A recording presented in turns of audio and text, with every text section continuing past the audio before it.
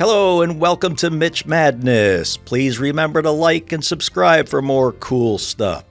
This is episode 7 of the van series, and today we're replacing the heater core in my non-AC 79 Dodge van.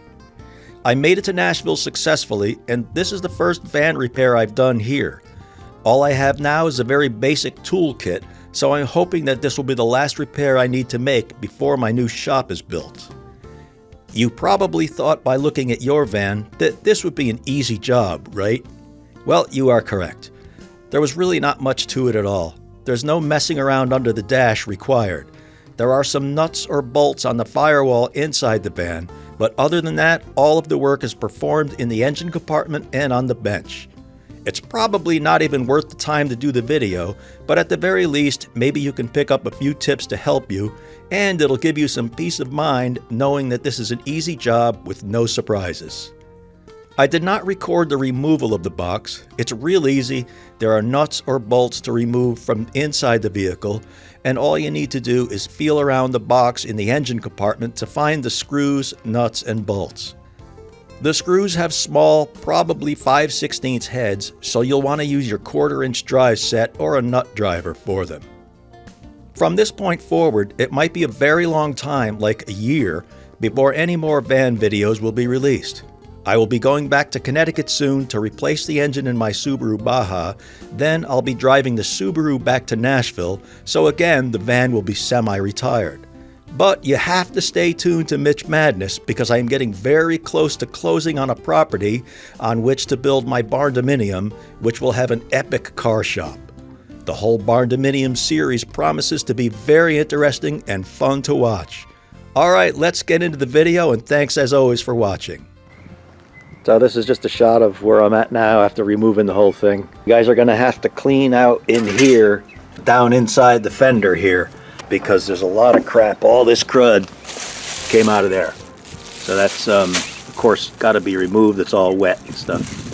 So you're just going to suck that out with a shop vac, clean up around here, and you'd be good to put everything back together.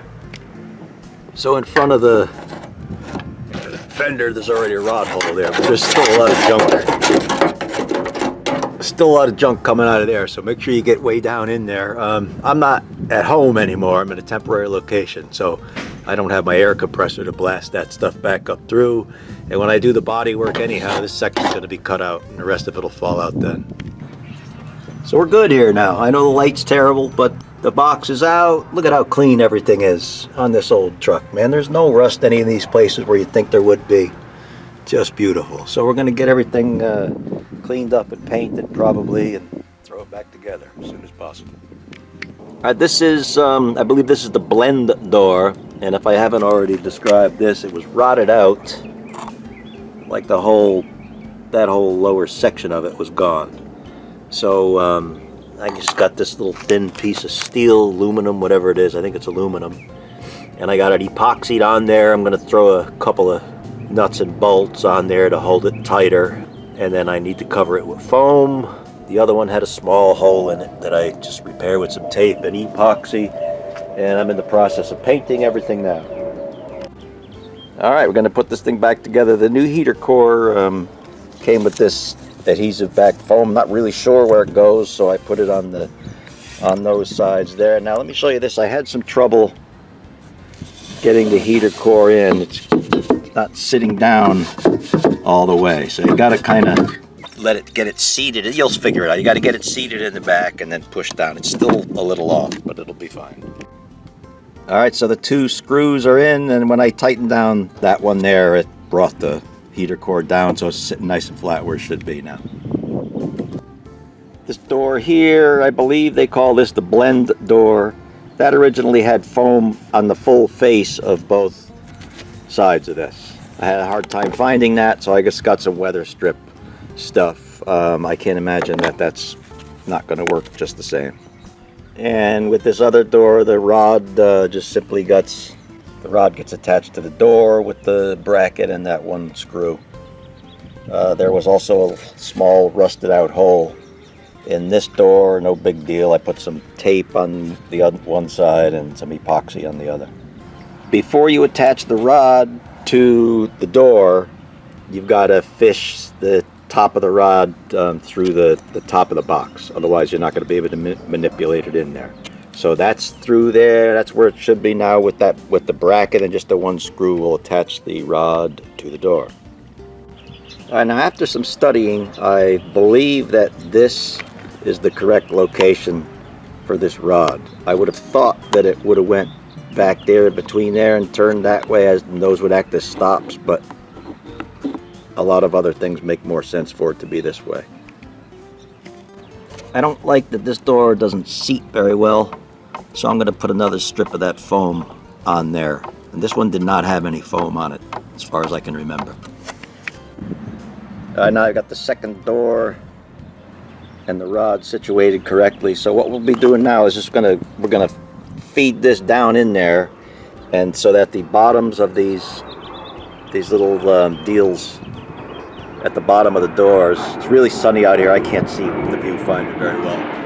They're gonna have to line up with the holes that are in the bottom of the box. I'll figure that out. All right, I believe we're good here. That door works good. The other door works good. It's real tight on the top.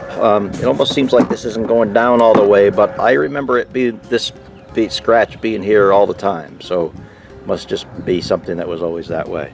So now we just screw down the top, and I believe we're going to be done with the box at this point. All right, so I'm going to go ahead and get this thing put back together. I'm not going to show you all that because I got to get cracking here, and this, it takes a long time to get the camera going. But really, all you got is, you see, there's a stud here, so there's going to be a nut that goes over that. There's going to be a screw going in that hole, probably a screw there. 2, I think, screws or nuts are going to go in there from their bolts, I think, that we'll get from the inside. There's one down here, down low. There's another one up there. It's just, you know what? It's just put it back in and put the screws back for now. Okay, we're done. I made one mistake. I forgot to get these 2 screws that go on the top of the heater core lined up, and now I can't get them lined up. I don't want to mess around with it anymore, so I just could put some sealer in there to seal those holes up. The heater core is not going anywhere. And just so you guys know, this cable is for the temperature control, and the other cable is for the vent. I couldn't understand why I was moving the heat defrost lever and nothing was happening. That's because that must occur under the dash somewhere. So if you're wondering why that cable doesn't move after you do this, it's because that's the vent cable on the passenger side.